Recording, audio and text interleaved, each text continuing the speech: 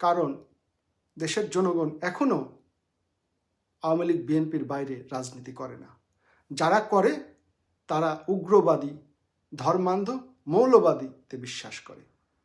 সেটা দেশের মুষ্টিমেয় জনগণ, দেশের মাস পিপল এখনও আওয়ামী লীগ বিএনপির রাজনীতি করে। তো আওয়ামী লীগ তো মাঠে নাই। রাজনৈতিক দল হিসাবে তৃতীয় পজিশনে জাতীয় পার্টি, তাদেরকে বিদায় করা হলো। রাজনৈতিক দল হিসাবে দ্বিতীয় পজিশনে বিএনপি, তাদেরকেও যদি বিতাড়িত করতে পারে, নির্বাচন বিমুখ করতে পারে, বা ষড়যন্ত্রের মাধ্যমে তাদের যে ভোট ব্যাংক আছে সেই ভোট ব্যাংকে একটা ডাকাতি সৃষ্টি করতে পারে, সেই ভোট ব্যাংকে হানা দিয়ে ভোটারদেরকে ভোটের সেন্টারে আসা থেকে বিরত রাখতে পারে, বা যেন তেন ইলেকশন দিয়ে ৯-৬ করে ভোট করে যেতে পারে, সেজন্য মব সৃষ্টি করতে হবে। এবং সেই মব সৃষ্টির একটা উদ্দেশ্য হলো ভীতিকর পরিস্থিতি সৃষ্টি করা।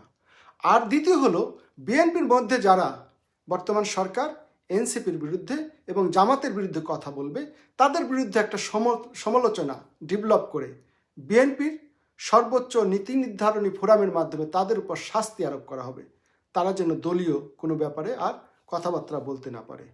এই ক্ষেত্রে বিএনপির যারা সাহসী এবং সক্রিয় নেতা আছে তারা মাইনাস হয়ে যাবে, অর্থাৎ বিএনপিতে কার্যকর ভূমিকা রাখার নেতৃত্বের শূন্যতা তৈরি হবে, যেই ভুলটা বিএনপি করে যাচ্ছে বরাবর।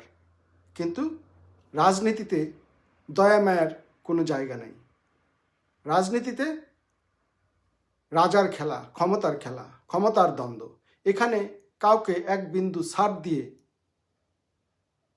রাজনীতির মাঠে সফল হতে পারবেন না, যেই ভুলটা বিএনপি বারবার করে যাচ্ছে, আর যেই ভুলের সুযোগ এই এনসিপি এবং জামাত ইসলাম নিচ্ছে। এরকমভাবে তারা ছোট ছোট রাজনৈতিক দলগুলোকে আগে মাইনাস করে দিবে, তারপর তারা বিএনপির টুটি চেপে ধরবে। বিএনপির টুটি চেপে ধরবে কারণ তাদের তখন একমাত্র প্রতিদ্বন্দ্বী থাকবে বিএনপি, আর বিএনপিকে যদি তারা মাইনাস করতে পারে তাহলেই তাদের নির্বাচনে পোয়া বারো। এখন সেটা ফেব্রুয়ারি হোক, সেটা ডিসেম্বর হোক, সেটা ২৬ সাল হোক, সেটা ২৭ সাল হোক, কখন হবে গড নোজ, কেউ জানে না। শুধু জানে জামাত আর এনসিপি। তারা যেদিন বলবে নির্বাচন দাও, সেদিন নির্বাচন হবে। আর সেদিনই তারা এই কথাটা বলবে যেদিন তারা বুঝতে পারবে যে আমরা নির্বাচনের মাধ্যমে, একটা যেন তেন নির্বাচনের মাধ্যমে ক্ষমতায় যেতে পারবো। সেই পরিবেশ যেদিন সৃষ্টি করতে পারবে সেদিনই শুধুমাত্র নির্বাচন হবে। এ কারণে ফেব্রুয়ারিতে নির্বাচন হচ্ছে না। কথাটা আপনারা মিলিয়ে নিয়েন। ধন্যবাদ আপনাদের সবাইকে সাথে থাকার জন্যে।